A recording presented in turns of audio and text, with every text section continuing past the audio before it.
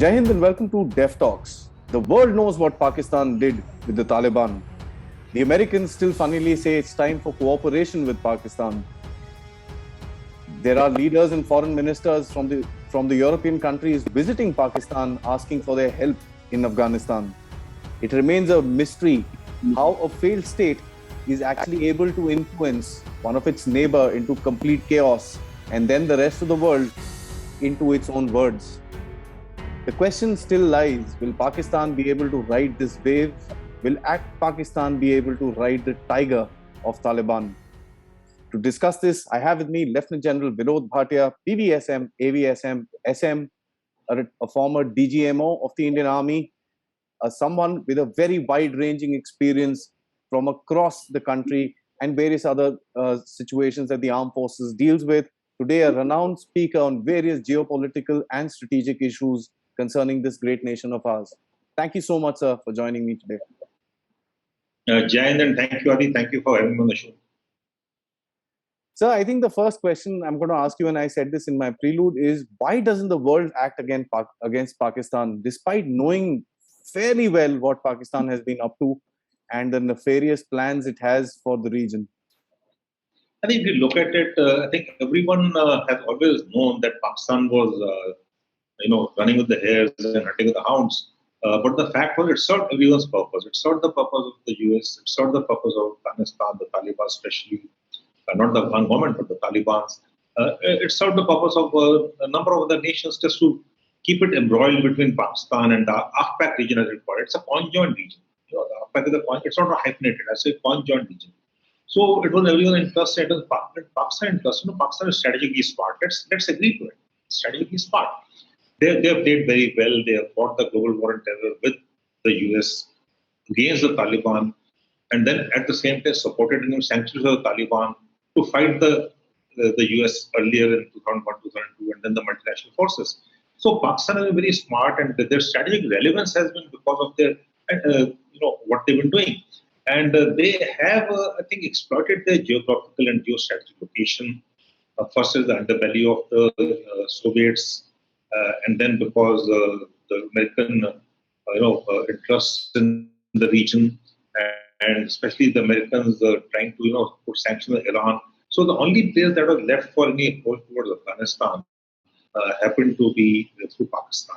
Let me go back a little, and when the Soviets invaded Pakistan, they propounded a theory that the Soviets would move eastwards, the Indians would move westwards. The Soviets wanted the warm water ports. That's what the theory was, and the natural boundary between the Soviet Union and India would be the Indus River, which is not acceptable to the global order at that point of time, and they've been part of the CENTO. So I think Pakistan has acted smart, but the key question remains: they've ridden the Taliban Tiger. How do they dismount? That's, I think, one of the things that not just the world, but I think the Pakistanis are even scratching their heads, and there are quite a lot of sane voices that write about it in various different publications around. But I don't think that the idea of reading those voices is there, because I heard as a joke somewhere, or probably it's reality, I'm not very sure, so that any book that crosses 500 sales in Pakistan becomes a bestseller. So one only imagines how much that all these things have been written about and spoken about and talked about. So what does Pakistan get by supporting the Taliban? They've been associated with these guys since, as you said, about 20 years. The idea of strategic space that they keep talking about have been rejected by both the Taliban and the Afghan government. But why does Pakistan keep doing what it's doing today, sir? Taliban, actually, if you look at it, is the creation of the people, the Afghan people. But it has always been, an ideological movement was turned into a radical terrorist organization by the support of Pakistan, and of course funded by the US against the Soviets at a later time, 94 onwards. Look at it, the Taliban actually grew in strength, and that is where I think the Mujahids, which were there for the Soviet Union, and then the Taliban came to being, and Pakistan has been supporting the Taliban, and to an extent, most of the roads to Kabul, they go via Rawalpindi. So ISI and the Pakistani army has linkages and leverages over Taliban. The permanent formation is still to be announced, though there are a number of rumors and reportedly who's heading it and whatever, a supreme leader, a supreme commander. So let's see what final shape it comes. But whatever shape the Taliban takes, I think Pakistan will continue to have certain leverages and linkages. And that is where the interests of the other nations come into being. And that is where the strategic space also, I think, comes into being. I think strategic space is a very wrongly used word. But again, Pakistan has exploited strategic depth, as they call it, the strategic space. What is likely to happen now is that number of terrorist organizations, the epicenter of terrorism was earlier Pakistan, the global terrorism talking about. Because Afghanistan was limited in geographical space after the after 9/11 in Afghanistan itself mostly, and it was Pakistan which had anytime there was a terrorist incident anywhere in the globe, about 85 to 90% chance was there that either direct or indirect Pakistan connect would be there in that. So now I feel that Pakistan will use the space to make sure that the terrorist organizations relocate into the geographical location of the AFPAC region. So they will retain the control or try to retain the control, because terrorist organization, after what has happened in Afghanistan, will be emboldened to carry on their own agendas. And they may not be so much in control of the ISI as the ISI or Pakistani army feels. And there are many fringe organizations which will try to sell the Islamic radicalization to the poor masses of Pakistan. So poverty is something which it has been done earlier also, you find. So Khadim Rizvi was there, and he could actually take the complete nation to ransom by blocking everything in Islamabad and Rawalpindi. So I do feel that when we talk about strategic space, it is not in the conventional sense, but in the sense of terrorism now. It is not that Pakistan would move its GHQ from Rawalpindi to, let's say, Kabul or anywhere north of it. It's not that sort of strategic space. Or it would move its fighter aircraft from Sargodha and move it to Afghanistan, to Kabul. So that's not going to happen. So strategic space, I think, is in the domain of getting the terrorism tag on Pakistan to be diluted, and it will then face the FATF with saying they have met all the conditions, they're no longer here, they're in Afghanistan, and Afghanistan is a different country. So that is how I feel it is going to use the strategic space.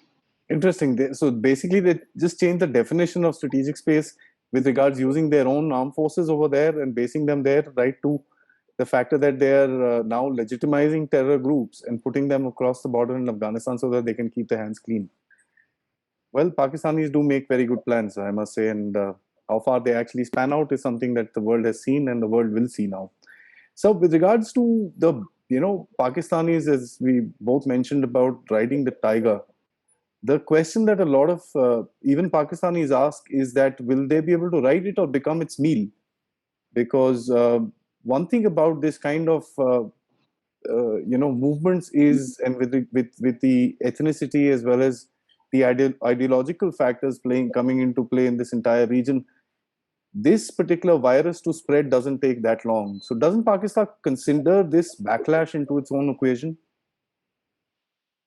I think Pakistan considers it, but like most nations feel that they can manage it. Pakistan also feels that they can manage it. They have managed the terrorist groups earlier. Of course, they have suffered. Terrorism in Pakistan is the thing. So they think that they feel that they can manage the Taliban, they can manage the terrorist groups. But I doubt if they will be able to control it the way they would like to control it. And like I earlier said, the spread is going to be there.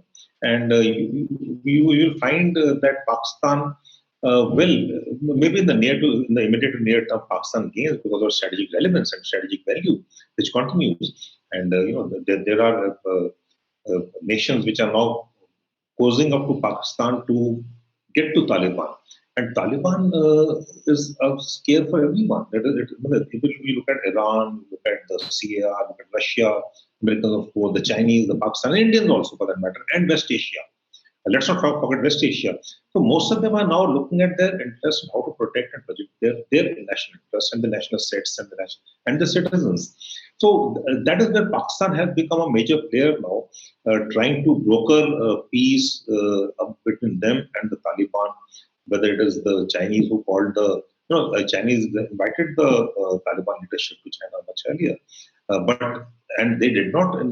They invited the leadership without Pakistani, but Pakistani would definitely had a hand. And Pakistan now becomes significantly more important to China, because if China wants to look at the strategic corridor and making Afghanistan part of the BRI, then China will need Pakistan more and more. But the fact remains that Taliban is an ideological based, centered on ideology. So that ideology is the extreme radicalization. And when that happens, it cannot be, the borders are man-made borders. These are made by the British and still not, Durand line is still not acceptable to Afghanistan. So the people intermingle. There are 3 million Pashtuns in Pakistan. And the Pashtuns are going to forming the majority of the leadership. Because 37% of the Pashtuns dominate Afghanistan, and the Taliban dominated by the Pashtuns. And that is where I think cross-border spread of radicalization will take place. And Pakistan, which is a moderately modern society, I would say, as far as Islam is concerned, so they are going to be the most impacted. So, like you rightly said, Taliban is not going to now just try to say that they will remain within the geographical location of what we say as Afghanistan, but the spread will be there to the west, to the northwest, to the northeast, and to the east. And of course, India, of course, comes next, because right now Pakistan has a buffer between the spread of radicalization from Afghanistan towards India. We've had a few cases, definitely, people have joined and ISK from Kerala, but that is very few. For a large nation like ours, a few cases really don't matter very much. But we'll have to keep a tag on internal fault lines. Very interesting. So you mentioned China and its interaction with the Taliban for obviously its own purposes and things like that. One of the things that we noticed is when the Chinese met the Taliban, it was without the Pakistanis. The Chinese obviously have got direct contact with these guys, and one wonders what would China require Pakistan for when they have got a direct contact and a direct land connect within Afghanistan as well. That's point one, sir. Even if the Chinese do use the Pakistanis for whatever purposes, the Pakistanis have not been able to guarantee safety for the Chinese workers inside Pakistan, and that trust is even breaking down. What do you think that the Pakistanis would be able to do in Afghanistan itself, sir? See, I do feel in the near term, Pakistan has still Afghanistan has to step back. You can do with the gun, you can't down with the gun like I said earlier. And the Chinese have got major interests now. They are looking at the bigger picture. They're looking at the strategic corridor. They're looking at the rare earths, especially the lithium, because Afghanistan is sitting on $1 trillion load of lithium. It is what the Saudi oil is. Lithium is to Afghanistan, and the Bagram air base is likely to be taken over by the Chinese. I hope it happens, and I hope they go and take over the Bagram base, because Bagram base itself, what the Americans did and what they left is known. But then it is vulnerable to even the National Resistance Front, the routes to the base. And one of the reasons why I feel that the Americans never used the Bagram base even for the evacuation and the dependent on Kabul was because of the vulnerability of their aircraft to the Stinger missiles, and it is the largest base. But at a point of time, they would have a bigger spread would also meant a bigger presence of a security perimeter and reaching out so that no one interferes with them. So if Chinese are going to get into Afghanistan, they have to protect their interests, and their interests are commercial, mainly commercial. And if they get involved, because Afghanistan is not stable, there's no question of stable in Afghanistan. The Panjshir is going to be there. And if you look at the history of Afghanistan, tribes and people have always come together to fight foreign powers. But when the foreign powers have vacated Afghanistan, Afghanistan gets divided into various tribes and warlords and internal strife. So I see a period of internal strife in Afghanistan happening. It may or may not be a total civil war, but definitely there will be internal strife, and the opium trade would be divided, let's say $8 billion USD trade. So presently Taliban has 25% control over it. They make $2 billion. The Afghanistan government, the economy is in a bad shape. The banks are not opening. The business is not taking up. There's no businesses there. So at the end, what do people want? They want to they want to thrive, they want to survive, they want to sustain their way of life. If that is not going to happen, then where will this all these weapons which the Americans left behind, small arms? What has happened to the we talk about the 350,000 ANA and the one national defense security forces, they have vanished. But where are the weapons gone? The weapons are still there somewhere. Similarly, the 80,000 Taliban are with weapons. So similarly, the 600,000 weapons and small arms left behind with the Americans. Where are these? I'm not talking the bigger ones. Everyone's talking the big ones. They don't be attractive. They're visible. It's a very nice thing to talk about. Of course, they'll find their way into Pakistan, and the Chinese and the Pakistanis can maintain them. It's not that they can't maintain. China has already got a poor copy of the Black Hawk, which they already have reverse engineered. So they can do the maintenance part. But my fear is, where will the weapons go? The weapons fall into the hands of the young Afghanis who have their loyalty towards their own tribe, towards their own warlords, and there the strike will come. And when this happens, the spread will be in the region. And mostly, when you talk about spread in the region, the Iranians are very clear about it. The Iranians are going to be, they already started off very well by guarding the borders. And they're playing it very well, and they are with China. So China is going to use Pakistan and Iran to try and protect its interests in Afghanistan. Whether it succeeds or not, what happens out there, what the cost for China or Chinese are, that's a different issue altogether that need to be studied. But the spread, I am more concerned about the spread towards Pakistan, what is going to happen in Pakistan. But Pakistan goes, then we are the neighbors. So this is going to spread.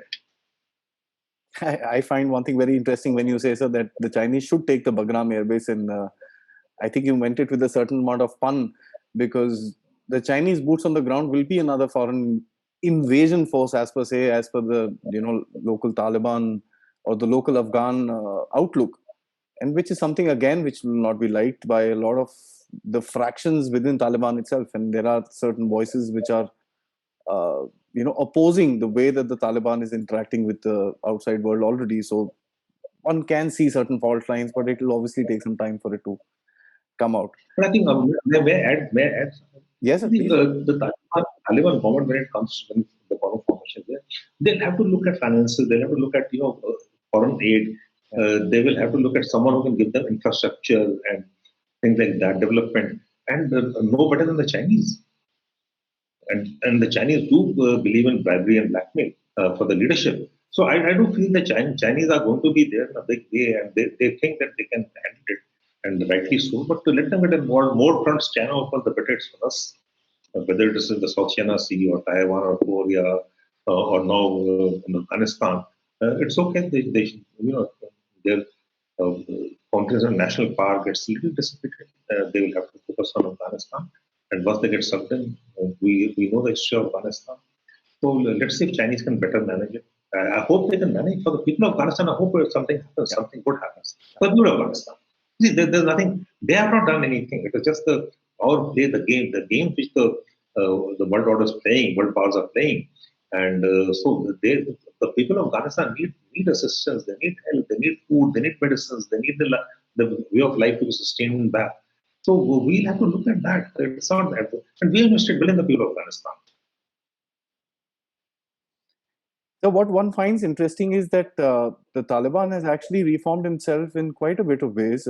They've at least been polite in terms of their conversations with the rest of the world. They've not had any crazy statements coming out like our friend in North Korea who keeps shooting at everyone. They've been very, very diplomatic with their approach. They've been statesman-like sort of a thing. So they've got good training and they've got a plan which they're following. Having said that, sir, their association with Pakistan, I'm sure they understand that by associating with Pakistan, they're also going to be put into a list where the world doesn't like.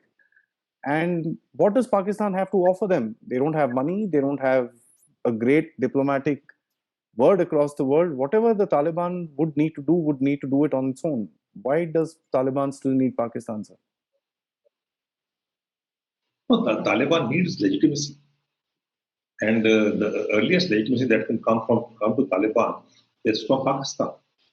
And thereafter, Pakistan, it's whatever influence it has in the region and with China. So they need people advocacy also, and that is where I think they need Pakistan. And there are other linkages.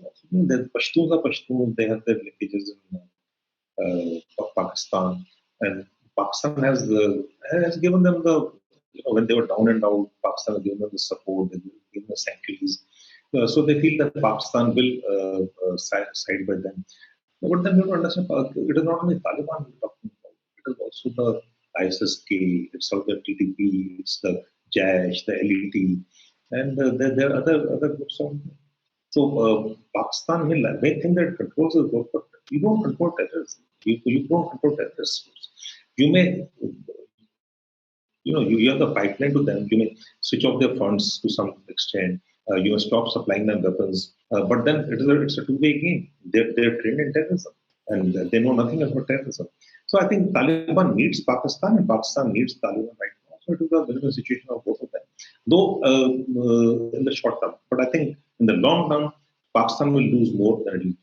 So that is where I say you can ride the tiger, but you can't dismount the tiger. Pakistan is sure enough to become a nice roast steak in front of, I would say, nice roast malnutrition steak in front of the Taliban, who's in its own ways. So one thing still amazes. One is because the Pakistanis are going to ask the Taliban one simple thing: they have to rein in the TTP. TTP being a very, very strong organization, their heads have been cut multiple times, but they've just shifted place and they've risen up again. The same thing is with the Al Qaeda. Having said this, one thing again one observes is whenever these terror group members do become disillusioned with their own organizations, they go to the higher radical, which is the IS. Rumors say that the IS is controlled by Rawalpindi. Rumors have a lot to say about all this stuff. IS, if the Taliban is not able to actually control these guys, there is going to be a movement into the IS and the TTP is going to react back to Pakistan. How do you see this entire game playing out where the Pakistanis would be, I'm sure, in their backroom talks saying TTP ka kuch karo? Knowing very well that Taliban will not be able to do much. So it's a very, very sticky wicket for the entire region. How do you see this playing out? Yeah, I think Pakistan got much more on the plate than they can handle. Taliban will support the TTP because the ideology is similar, extreme ideologies. And Taliban is about ideologies, based on ideologies. And Pakistan will like to keep the TTP away from what it has been doing because the Chinese statement that you see after the incident both at Dasu and after the incident Wadar, it's sort of strictures passed on China. The Pakistan initially said that the bus explosion was not there, it fallen down into was extended into a ravine. But then the Chinese statement made no bones about it, and it was a very strong statement with a fall. And now Pakistan is openly talking about having trained the Taliban now. So we're going to extract other things. They're not making, not that anyone ever believed anything else other than that. But today, it's right in the open. The ministers are talking about it. The minister of Interior is talking about it. He's spoken about it. We find the Americans are now suddenly waking up to the idea of how for 2 decades Pakistan has taken over a ride. So but it's not that they would have known about it. But at the point of time, they had no choice because they needed Pakistan for the logistics base. They needed Pakistan for the ground, support. They needed Pakistan intelligence support. They needed Pakistan to control whatever they could inside the Taliban intelligence. Because these are double games being played. So I do feel now that Taliban will also now look after TTP. Al Qaeda is there to stay. Al Qaeda has come out. And I won't have been too surprised if he's come. He's emerged and he's congregated the Taliban. And I won't be surprised that all this while he was in Pakistan. and Pakistan was sheltering it. And all of a sudden now you find Al Qaeda now. So the Americans said that Al Qaeda is finished, and Al Qaeda may be another very major group just come back, and Al Qaeda will operate from the Afghan region, and it is a global threat. So things are going to be bad for Pakistan and Afghanistan and Afghan region, and also for the neighborhood. That's a scary scenario that you put out there, sir. So my last question to you is that, the Pakistanis have tried hard to conceal their activities for the past 20 years. Today, they are out in the open talking about how a lot of the Taliban members were born in Pakistan, they've learnt in Pakistan, they've trained in Pakistan, and so on and so forth. Uh, one more incident that the Taliban is involved in and the world comes to know about it, this entire game will flip on Pakistani side. They're, as it is, neck deep in debt. There were figures talking about $150 billion in losses. Their agriculture, they've become an agriculture importer, so their food safety has gone out of the window, which is something that the Pakistanis used to thrive upon. Their remittances are down. Their health sector is in deep menace. They don't have vaccines. They're getting very heavy amount of cases with the little testing that they're doing. Instead of Pakistan looking at all this stuff, I'm sure Pakistan is also pumping some amount of money into the Taliban. How do you think this is going to last out for it in the long term, for Pakistan's survival, for Pakistan's diplomacy in the world stage? In the long term, like I've been saying, and I still maintain that, Pakistan is going to have what you call it, economy is down. There are unhappy people there. And there are same voices, like you said, who are talking of that Pakistan should look after its people's interests and not get involved with all these things. They've been talking this on Indian TV also. So there are same voices. So I do feel that Pakistan will have to pay the costs and the consequences both. And the cost will be quite heavy on Pakistan, and the consequences, if not controlled now, will also be bad for Pakistan. In other words, it's a Pakistan problem. But like I said, a problem with Pakistan is not good for us also. I would say a reasonably stable Pakistan is good for us. I don't say, people talk of that. How do you say that? I said, no, everyone wants to live in a good neighborhood. So I look at a reasonably stable Pakistan as good for India. So if Pakistan is going to run into problems, the spillover effect will be there, and we have to look at, Al Qaeda already said that it is mentioned at Kashmir. Yeah. Not that we have any, we are okay. I mean, we have let me show you and through your channel to everyone who watches you that we have an excellent, very effective counter-infiltration grid in Kashmir. We have a very effective counter-terrorism grid in Kashmir. The people of Kashmir are fed up of the violence which has taken place for so many years, and surviving majority, especially out of 5th August, we see there is little peace in Kashmir. So Kashmir is not going to be so easy to infiltrate and do things. So I'm not too concerned out there because they have not seen the the relative peace they've seen, but the peace dividend they have not seen in terms of economic terms because first 2019 then the COVID has hit. So that they will, once they see the economic dividends, then we'll find that there will be a change in Kashmir for the better. But we will have to be careful of the spread of what Al Qaeda is saying. Kashmir jihad is there. I don't think they will come in Kashmir. The Kashmiri people don't like the foreign terrorists. I've seen it earlier also. They're not. They will never ever let the foreign terrorists survive there, and the Indian army is quite effective in these things. Interesting. Sir, I actually said that was the last question, but I have a small little one more, if you don't mind. The Pakistanis always, talk about the factor that they've been able to do this right under the noses of, the Americans. They've been able to, put forward the whole game plan I don't know if they had this in mind 20 years ago or not, but whatever said and done, right now they have a certain importance. The point that I'm trying to make at is that the Pakistanis have been trying to gain this importance for a long time. And one thing that one is always seen as the minute the Pakistanis gain that importance, they do something to actually bring it down themselves. So it's a circle that they've got themselves stuck into. And you also mentioned that there are certain voices. I hear voices like Najam Sethi, who today says, "आपके लिए बहुत बड़ी problem आ गई है, आपको समझ नहीं आ रही है ये चीज." A lot of people also say that the Pakistanis did not have a choice. My first part, I said that the Pakistanis have been planning and everything. My second part I'm trying to say is that the Pakistanis really did not have a choice. And this I picked up from the last answer that you've given. If the Pakistanis would have supported the Taliban, they're in what position they are with the future going darker. If they didn't, the Taliban would have exacted revenge within the areas of the Pashtuns.